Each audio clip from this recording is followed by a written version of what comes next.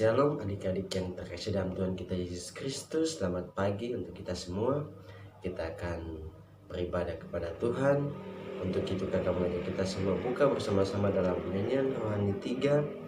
Kita nyanyikan ayatnya yang pertama. Hormat bagi Allah Bapa. Hormat bagi Allah Bapa, hormat bagi anaknya. Hormat bagi Roh penghibur ketiganya yang esa.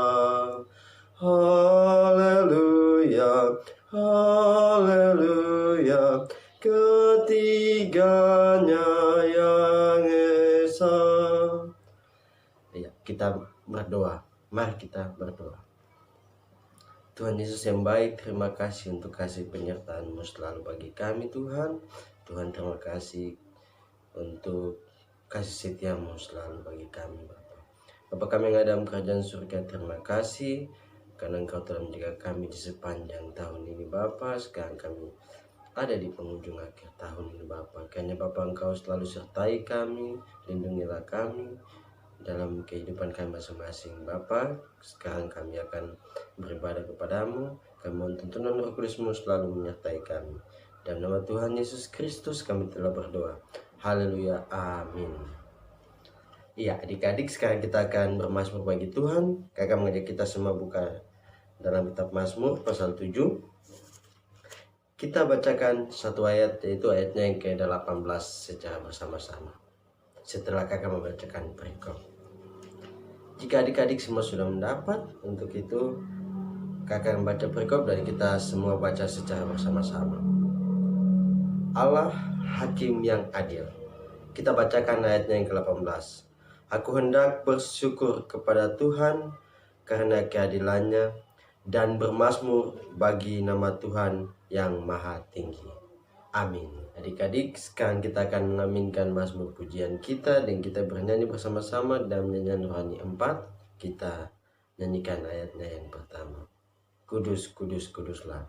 Kudus, kudus, kuduslah Tuhan Maha Kuasa. Kami dini hari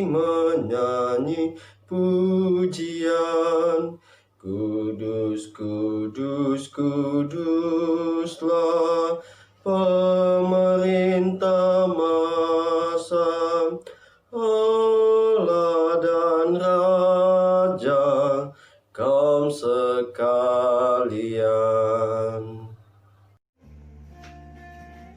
Adik-adik, kita akan membaca firman Tuhan bersama dari kitab Lukas pasal 2 ayat 1 sampai ayatnya yang ke-7. Lukas pasal 2 ayat 1 sampai ayatnya yang ke-7. Kalau adik-adik sudah mendapatkannya, Lukas pasal 2 ayat 1 sampai 7, biar Alkitab terbuka di depan adik-adik dan kita berdoa bersama. Tuhan Yesus yang baik, saat ini kami akan membaca firman-Mu dari kitab Lukas pasal 2 ayat 1 sampai ayatnya yang ke-7.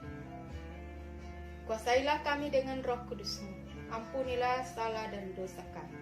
Berikanlah kami pengertian-Mu, hikmat pengetahuan-Mu, agar kami boleh mengerti dan boleh melakukan firman-Mu dalam kehidupan kami sehari-hari sebagai anak-anak-Mu. Di dalam nama Tuhan Yesus kami bermohon. Haleluya. Amin. Lukas pasal 2 ayat 1 sampai yang ke-7 dengan perikop kelahiran Yesus. Ayat 1. Pada waktu itu Kaisar Agustus mengeluarkan suatu perintah menyuruh mendaftarkan semua orang di seluruh dunia. Inilah pendaftaran yang pertama kali diadakan sewaktu Quirinius menjadi wali negeri di Syria. Maka pergilah semua orang mendaftarkan diri masing-masing di kotanya sendiri. Demikian juga Yusuf pergi dari kota Nazaret di Galilea ke Yudea, ke kota Daud yang bernama Bethlehem, karena ia berasal dari keluarga dan keturunan Daud, supaya didaftarkan bersama-sama dengan Maria, tunangannya yang sedang mengandung. Ketika mereka di situ, tibalah waktunya bagi Maria untuk bersalin, dan ia melahirkan seorang anak laki-laki, anaknya yang sulung. Lalu dibungkusnya dengan lampin dan dibaringkannya di dalam palungan, karena tidak ada tempat bagi mereka di rumah penginapan. Adik-adik yang Tuhan Yesus kasihi, peristiwa kelahiran Tuhan Yesus atau berita kelahiran Tuhan Yesus itu tidak asing lagi bagi adik-adik ya, karena setiap tahunnya kita dengar berita ini, bahkan kita merayakannya ya, dan kita mengadakan persiapan untuk perayaan peristiwa Natal atau peristiwa kelahiran juru selamat dunia ya. Kita sebagai orang percaya menyiapkan ya banyak hal, seperti kita mendekorasi rumah, mendekorasi pohon Natal, membuat kue ya, bahkan ada yang membeli sepatu baru, baju baru ya. Itu semua dipersiapkan sebagai bukti kita mau memeriahkan peristiwa Natal atau kelahiran juru selamat. Nah, di dalam bacaan firman kita pada pagi hari ini yang telah kita baca bersama tentang kelahiran Tuhan Yesus. Peristiwa kelahiran Tuhan Yesus ini sebelumnya sudah disampaikan oleh Tuhan lewat Nabi Yesaya, Nabi Mika ya, sudah dinubuatkan, sudah disampaikannya peristiwa kelahiran Tuhan Yesus ini. Nah, di dalam bacaan kita tadi, di mana Tuhan memakai Kaisar Agustus untuk melaksanakan janji nubuatan yang telah disampaikan oleh Nabi Mika ya, di mana diadakan sensus penduduk yang pertama kali di dunia ya. Orang-orang disuruh pulang ke kotanya untuk mendaftarkan diri masing-masing. Nah, demikian juga Yusuf bersama dengan Maria tunangannya yang saat itu mengandung. Mereka pulang dari kota Nazaret Yudea ke kota Daud, kota Bethlehem, untuk pergi mendaftarkan diri di sana karena Yusuf ini berasal dari keturunan Daud dari kota Bethlehem. Nah, setibanya Yusuf dengan Maria tunangannya yang sementara mengandung itu tiba di kota Bethlehem. Mereka tiba di penginapan, tetapi di rumah penginapan itu tempat sudah penuh, sudah tidak ada tempat bagi mereka. Kasihan. Akhirnya tempat yang tersedia hanya kandang, dan di dalam kandang itu ada sebuah palungan, dan tiba saatnya untuk bersalin, ya, untuk melahirkan anaknya yang sulung, yaitu bayi kudus, yaitu Tuhan Yesus. Nah, apa artinya adik-adik? Kenapa Tuhan Yesus dilahirkan di kandang? Kenapa Tuhan Yesus dibaringkan di dalam palungan, ya? Palungan itu tempat makanan hewan, ya. Pasti kalau tempat makanan hewan itu pasti kesannya kotor dan bau, ya. Begitu pula kandang, ya. Kandang hewan pasti bau, ya. Pasti kotor. Nah, apa artinya adik-adik? Tuhan Yesus kenapa lahir di kandang? Kenapa tempat yang tersedia bagi Tuhan Yesus itu di kandang dan dibaringkan di palungan? Tidak seperti kita manusia, lahir di rumah sakit dan dibaringkan di tempat tidur bayi yang mewah, ya. Kenapa Tuhan Yesus tidak seperti itu? Padahal Tuhan Yesus itu mulia, Tuhan Yesus itu Allah sendiri, Tuhan Yesus itu yang empunya segalanya. Nah, itu artinya bahwa kita ini sebagai manusia yang hina, sebagai orang yang berdosa, kita harus menerima Tuhan Yesus. Nah, karena kita manusia ini, dunia ini penuh noda dosa dan kesalahan. Nah, makanya Tuhan datang melalui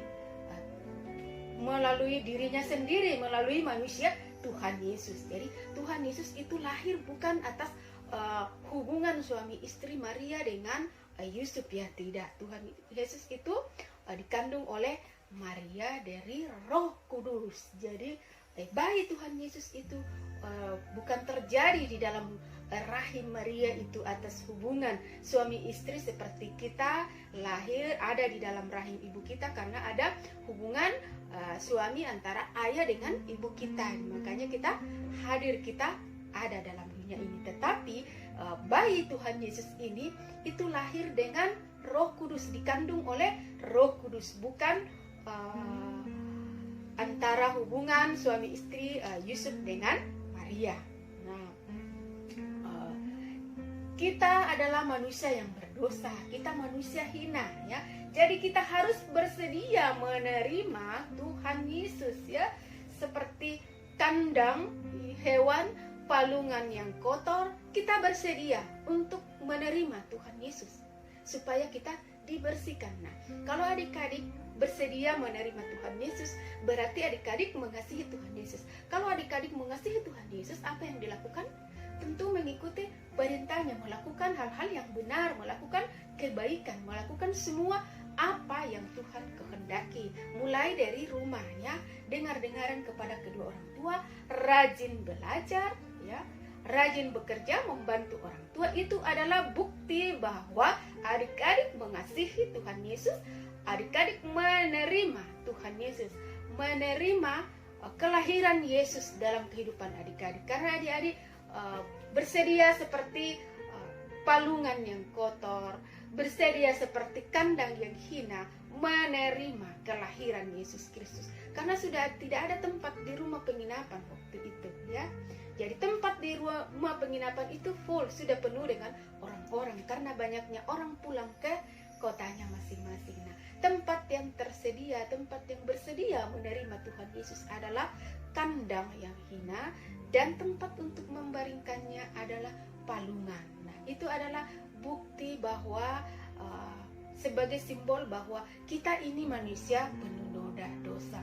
Dunia ini penuh noda dan dosa, makanya kita harus menerima Tuhan Yesus. Kita harus menyiapkan palungan hati kita untuk menerima Tuhan Yesus dengan melakukan kebaikan dalam kehidupan kita sehari-hari. Nah, di masa pandemi ini adik-adik, jangan kita takut, kita percaya bahwa kita sudah menyiapkan palungan hati kita, adik-adik sudah menerima Tuhan Yesus, adik-adik rajin berbuat kebaikan.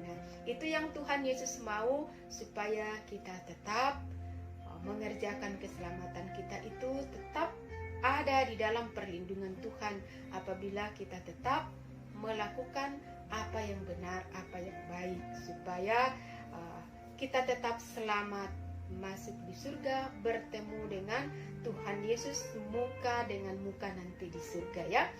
Demikianlah firman Tuhan pada pagi hari ini. Biarlah Tuhan Yesus yang mempunyai firman ini memberkati adik-adik, memberikan hikmat kepada adik-adik untuk melakukannya dalam kehidupan sehari-hari.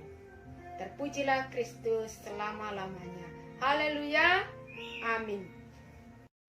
Mari adik-adik kita siapkan hati kita untuk kita ada di dalam doa. Kita berdoa. Kami menyapa kekudusan-Mu Bapa di surga. Seraya kami naikkan pujian syukur, hormat, kemuliaan bagi nama Tuhan. Dan Tuhan Yesus, kami mohon Tuhan, Engkau terus menolong dan memberkati kami dalam menjalani hari-hari hidup kami di minggu terakhir pada bulan Desember pada tahun 2020. Tuhan tolong jaga dan pelihara kami. Tuhan berkati kami semua. Kami pun berdoa Tuhan menyerahkan anak-anak sekolah minggu dalam tumbuh kembang mereka. Tuhan beri hikmat kepintaran, roh dengar-dengaran dan takut Tuhan. Jadikan mereka anak-anak yang berhasil. Kami pun berdoa Tuhan, dalam masa liburan, baik mereka di Agats maupun di luar Agats, Tuhan jaga dan pelihara mereka. Tutup bungkusi mereka dengan kuasa darah Kristus, supaya mereka aman dalam perlindungan Tuhan. Orang tua mereka, baik yang ada di Agats maupun di luar Agats, Tuhan Yesus menolong dan memberkati. Tuhan jaga, pelihara, berikan kekuatan, kesehatan, berkati pekerjaan orang tua mereka. Dan kami percaya, lewat pekerjaan orang tua, anak-anak ini dipenuhi dengan sukacita.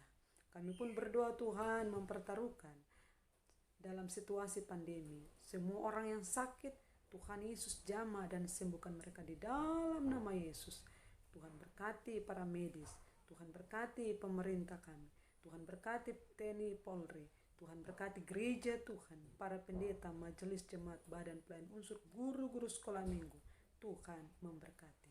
Berikan kami guru-guru sekolah minggu tetap setia melayani Tuhan. Kami pun berdoa Tuhan Yesus mempertaruhkan kehidupan kami dalam mengakhiri tahun ini. Tuhan Yesus tolong dan Tuhan berkati.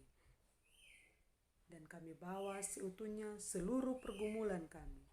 Dalam segala hal yang kami cita-citakan, kami harapkan Tuhan Yesus dengar dan jawab itu seturut dan sesuai dengan yang Tuhan kehendaki. Terima kasih Bapa di surga. Ini doa syukur kami. Kami mohon Tuhan ampun salah dan dosa kami yang kami perbuat melawan kehendak-Mu. Lewat pikiran, perkataan, dan tingkah laku kami, Tuhan ampuni dan baharui kami. Kuduskan dan layakkan kami, supaya kami layak menerima anugerah dan berkat Tuhan. Dan kami mohon berkat daripada-Mu. Biarlah kasih karunia dan damai sejahtera yang berasal dari Allah Bapa, Tuhan Yesus Kristus dalam tuntunan kuasa Roh Kudus, menyertai dan memberkati kami semua, mulai saat ini terus kekal sampai selama-lamanya. Amin.